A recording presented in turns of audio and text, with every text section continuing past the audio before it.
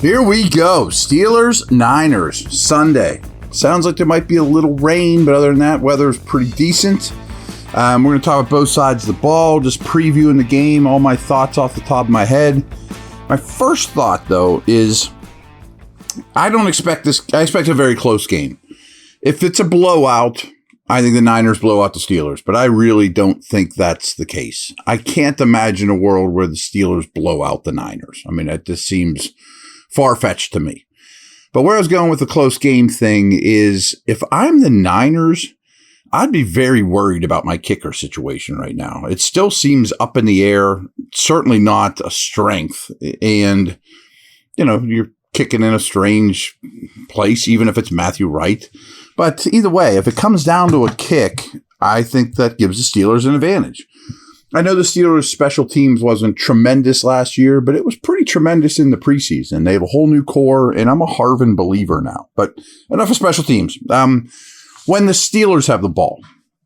Now, first of all, Bosa's back, as you know. I'm sure he'll start the game. I don't think he'll have a pitch count. I think he'll play as much as he wants. I'm sure they're having the thoughts of, hey, we definitely want you out there in every passing situation, second and longs, third and mediums.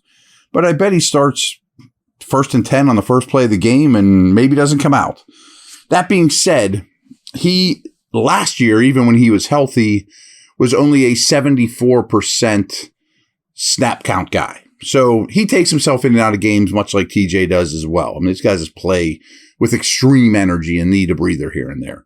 So I'm guessing he plays 60% of the snaps instead of 75-ish, Now, one thing I think, as soon as I saw that he signed, my first thought from a Steeler perspective is, Darnell Washington's snaps are going to go up. And why do I say that? Because Bosa, unlike Watt, he will line up on the right side or the left side. I haven't studied it in immense detail, but I don't know the rhyme or reason for why he goes left or right. Maybe, about equal amount of the sacks were from both sides. I don't think it's a strength thing, a strength of offensive formation. I mean, sometimes he gets a better matchup. I just think they like to move him around, and he's as good in either side. But he's not going to move once he gets set in his stance. So I think you're going to see Washington on Bosa's side a lot. So Washington might not be a force catching the football, but his size and blocking against Bosa in the passing game, as well as the run game, I think is going to be something to really keep an eye on. So if by chance Washington isn't on Bosa's side, or he's not even on the field, I can guarantee you a running back will be, a sidecar to Pickett's, left or right, wherever Bosa is. So I assume that's how they'll deal with them. Obviously, it's more in depth than just that. But they are not going to leave either tackle alone on him. That is a nightmare. So let's talk about Steeler run game. So I like some things. Let's start with Steeler pass game, actually. Now, how much have I been telling you they have to attack the middle of the field? They have to attack the middle of the field. And we saw a lot of it, tons of it in practice, a lot of it in the preseason. They're addressing the situation. Personnel they've added, including Washington, indicates they knew the problem, along with the red zone. If it doesn't go well against this team, don't lose your mind. Interior passing. This is the best team in the league of defending the middle of the field. Led by Fred Warner, but Hufanga, the strong safety, their second-level defense is phenomenal. And I don't expect the Steelers to have a lot of success with Freiermuth, Washington, the backs, whomever, crossers, attacking the middle of the field in this game. Now, that doesn't mean you just have to run go route, go route, go route. But I do think attacking outside the numbers and attacking their corners, who will let up big plays, is huge. And maybe it's a big Pickens game. Deontay's been open all preseason and can nickel and dime you, more like quarter and half dollar you to death. So I think it's a Pickett driving the ball outside the numbers type game through the air, as well as maybe some more screens that we don't see a lot of, slow the pass rush down, screens to Bosa's side. I'm sure they'll rotate a lot of different personnel in, but I'm guessing it's a 12 personnel game, a back, Freiermuth, Washington, the two top receivers. Now, that doesn't mean you're not going to see Robinson and Austin, of course, but then Hayward sprinkled in as well. But I think they'll attack him in a lot of ways. But the middle of the field passing to me is not going to be a great barometer. Well, if they do great, like, wow, but that's going to be tough sledding. How about the Steeler run game, though? All the numbers for the Niners last year, as I told you yesterday, or maybe it was 2 days ago, are unbelievably good. Their run defense numbers are like the best in the league, like the best you're going to see, right there with Tennessee last year. And a huge key to that for them is they didn't allow a run of over 30 yards last year. Very, very few over 20 or even over 10. They don't allow explosive runs. Part of it's because Warner and those guys track you down. You just don't get free. However, like it or not, the Steelers aren't really an explosive run game anyway. So the Niners played a very easy schedule last year. Now they do have Javon Hargrave in the middle. They didn't last year. We're always playing with leads and didn't allow explosives. But if you watch the tape, the Steelers style 3 to 6 yards in a cloud of dust isn't exactly what the Niners do great defensively. I think you can pound on these guys, and as much as I adore their linebackers, they're a little thinner, not power players that I do think you can wear them down, particularly in week 1. None of these guys, not one of them, is in perfect NFL 70 snap shape. They just haven't done it. You saw it last night in the Thursday nighter. A lot of those guys were dragging in the fourth quarter. You're going to see that across the league. So even if the Steelers get down, I know it'll make some of you crazy, but I think if I'm Matt Canada, I'm still staying very dedicated to a downhill physical run game with big personnel and just beating on these guys. And I think it could pay off late, and certainly helps your time possession stuff. And that's not even the slightest concern about Kenny. It's not like Kenny's not ready. Like last year you could say Kenny's not ready to put the offense on his shoulders. I think it's just matchup driven. Now, Hargrave does present problems. Of course, Bosa presents problems. We talked about him. Warner presents massive problems. We talked about him. Hargrave's going to be a guy you're going to have to double. But as you remember, he's very good versus the run. But he's not Casey Hampton. He doesn't have to be double teamed for interior runs. He's more of a penetrator than that. He's more of a modern nose. He actually worries me more as an interior pass rusher against Cole and the guards than he does being an immovable anvil in the middle of the defense run-wise. And you'll still see misdirection stuff, but I think a power run game and shots, and I know that sounds exactly like last year, but if you listen to me, you realize I didn't condone what happened last year, but it just happens to be a really good way to attack this team. Outside the numbers, deep balls, running game. Now, it doesn't mean you have to go run, go route, run, go route. Obviously not. We need more creativity than that. But you also don't want to attack the teeth of this defense either. And we'll see. I think the Steelers will move the football. I think the fourth quarter might be better than the first. But we'll see. Quick break. We'll talk about the other side of the ball. They present a lot of problems on that side of the ball too, as you might imagine.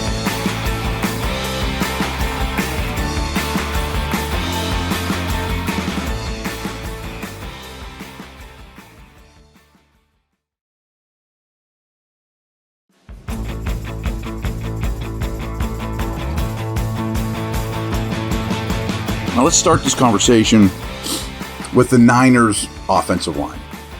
Their left tackle, Trent Williams, is the best offensive lineman on the planet right now. I don't want to say he's unbeatable. He will take a penalty here and there.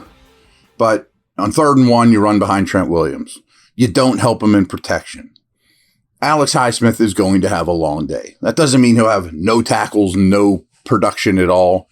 But I'm kind of just writing him off. And that's not a knock on him. It's just what Williams does to basically every edge defender he plays. Okay, so if those two don't exist, you're kind of playing 10 on 10. And I know that's not how football works. But anyway, up front, their other 4, from left guard to right tackle, A kind way of putting it is they are a nondescript or an unproven group. They're also not very talented, and they're not a great unit. Now, much like we talked about with Bosa, especially because Kittle was fighting a groin, I would think Kittle lines up next to the right tackle over and over and over. And I don't think Kittle's going to be a decoy. I mean, he's too good for that, but the groin thing's a big deal, I think. I think he's going to stay in the block a lot against Watt, or at least chip on the way out. So I think you'll see Kittle helping with Watt a lot. If it's not him, it'll be Juszczyk. But they are not going to leave McKivitz, the right tackle, alone on Watt. There's just no way. He will destroy him. So that's something to keep in mind. And it also, Shanahan loves getting 4 and 5 receivers out into route combinations. That's going to be very difficult for them if they're going to help at all with Watt. I mean, I think they will get 3 and 4 out, not 4 and 5. Probably more like 3-man route concepts. So Juszczyk and Kittle, I would not think we're going to have big statistical days. Who knows? But that's just my hunch. And then the interior of the O-line also is going to be outmanned. This is the Steelers' biggest advantage, is right tackle, right guard, center, left guard versus Hayward, Ogunjobi, Watt, and backups. To me, if this game is won, it's won there. If there's something the Niners can't overcome schematically, it's there. Versus run and in protection, I could see Cam having a big, big day too. So that's important. Now, their run game absolutely presents problems. But Steelers are a good tackling unit. McCaffrey's going to put up numbers. He does every week. Whether it's catching, running, it's probably a combination of both. I'd be shocked, though, if the Niners win this game solely on the back of their ground game. Because I do think the Steelers won't play a lot of too high. I think they'll have a lot of able bodies. Expect to see a lot of 3 safety stuff in this game. Maybe some creative defensive packages, because I think they're going to flood the middle of the field. I don't think you're going to keep people well off the ball, including Minka. That doesn't mean you won't have a high safety or 2 high safeties ever. Of course you will. But I think you want a lot of bodies in the middle of the field and near the line of scrimmage. And guys that can run. I mean, that's what I mean, safeties or Quan, maybe more than Roberts, because you got to run with Kittle and handle the crossing routes and McCaffrey and all that. So if you aren't aware, this is the best team in the league at attacking the middle of the field. That's what they do. I'm sure Shanahan has been looking at these Steeler linebackers going, wow, they just brought in a whole new group of off-the-ball linebackers. I can't wait to challenge them. And frankly, if all those off-the-ball linebackers, the inside linebackers, have a bad day, I'm not going to hold it all that much against them. I don't want to hear on Monday, oh, they tried all those linebackers still stink. It's going to be the toughest test of the year for those guys. So, again, getting thrown in the deep end. This middle of the field stuff on both sides of the ball to me is very interesting. Now, Purdy, I'm not a fan, but he did some really good things. But this is what he wants to do. This is what Shanahan wants to do. He wants to play on time. He wants to get the ball out and run after the catch. Like, I can't stress this enough this week. They've led the league in yards after catch yards for 5 years in a row. And that's now they've added McCaffrey and, Debo wasn't there the whole time, or Ayuk, or, so a lot of it's play design, but they get run after the catch monsters. Steelers were one of the best tackling teams in the league last year, though. They did not allow a lot of run after catch. So what I want Purdy to do in this game, no matter how you do it, and this is why I keep talking about bigger bodies, able bodies in the middle of the field, is I want him to say, Porter, Wallace, Peterson, whoever my outside guys are, man, I'm leaving them in off coverage or maybe even islands. And I want Purdy to take a little bit longer in the pocket, and I want him to try to drive the ball outside the numbers. You get beat over the top on a go route, life goes on. But Purdy, to me, later in the down isn't nearly as good. His numbers versus pressure fall off dramatically compared to other quarterbacks. And to give you an idea what their passing game is, and this isn't even all Purdy. They had 4 different quarterbacks last year. Their yards per pass is like best in the league. So every time they throw the ball, It's like the most yardage gained in the league, give or take. But their average depth of target is low. So the ball comes out quick. And as you can probably put the things together, it's after the catch. Purdy hits Debo. He shrugs off a corner, takes it to the house. Now, that doesn't mean it's great quarterbacking, but it's an easier version. He does it well. Now, he's a little more of a risk taker than like Jimmy, though. And Jimmy's a paint by numbers. Yes, sir, I'm going to do what the coach says. Purdy takes more risks and improvs more. And I'll be honest, he got a little lucky with his improv stuff as a rookie in that some of the bad decisions he made didn't cost him badly. So I think the Steelers might be able to steal one or two as well as hit him. And again, he's coming off an elbow injury and he didn't have the best arm to begin with. So I want him throwing comebacks, deep outs, go balls. I mean, again, outside the numbers is where you want this guy throwing the ball and maybe even holding it a half second longer so that you can crash down on him. Last guy I want to talk about here that might be the MVP of the game is Minkah. Now, Minkah will do his deep middle stuff. Sure, he's phenomenal at it. But I bet less in this game than ever. One of the weaknesses of the Shanahan offense is they will turn their back to the defense, play action, boom, throw the ball where it's supposed to go over the middle of the field, big gain after the catch. So robber safeties, and Minkah does it better than anyone, will give these guys problems, whether it's Jimmy, Purdy, whoever. Deep safeties that attack downhill off the snap no matter what they see. Rob the middle of the field. I think you'll see that a lot from Minkah. I also think he might do some real unorthodox things, like come down and play Kittle man coverage, play the slot, man up against McCaffrey. Like you may see him near the line of scrimmage more than you ever have with the Steelers. It's just my hunch there. So I can't wait for this game. I think it's going to be super interesting. If it doesn't go well for the Steelers, frankly, I mean, who knows? But there's a chance. That's the wrong way of saying it. I was about to give them an excuse before the game even starts. But there are some things that are going to be hard to judge. I'm not saying that right either. If they don't have great success throwing over the middle, realize that this is the hardest team to do it against. If their linebackers aren't good in coverage, realize this is the hardest team to do it with. If their tackles have a tough time with Bosa, realize this is the hardest team to do with it. But that's the NFL, folks.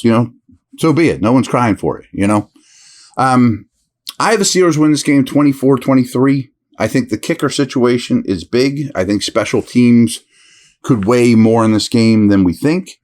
I think the Steelers have a distinct quarterback advantage. I think home field is you guys, doing your part. I think Tomlin will be very well prepared. And I also think it's very beneficial to not only the Steelers, but teams across the league that played their guys at least some in the preseason and had physical practices like the Steelers. The Niners didn't do a ton of that, so there will be rust around the league. I just think a team like the Steelers might have less, and maybe even better conditioned. I also think the Steelers are a much deeper team than the Niners on both sides of the ball. Niners are star-studded, but the Steelers are deeper. And what I mean by that is maybe you're rotating Benton and Leal in more than usual in the second quarter to keep Cam fresh in the fourth. So if the Steelers can stick with their run game, get hits on Purdy, use their depth, I think the fourth quarter goes their way. So I have the Steelers 24-23. Do I feel super strong about it? No, I do feel super strong. It's going to be a very telling and close game. I'll get back to you afterwards, though. Over and out.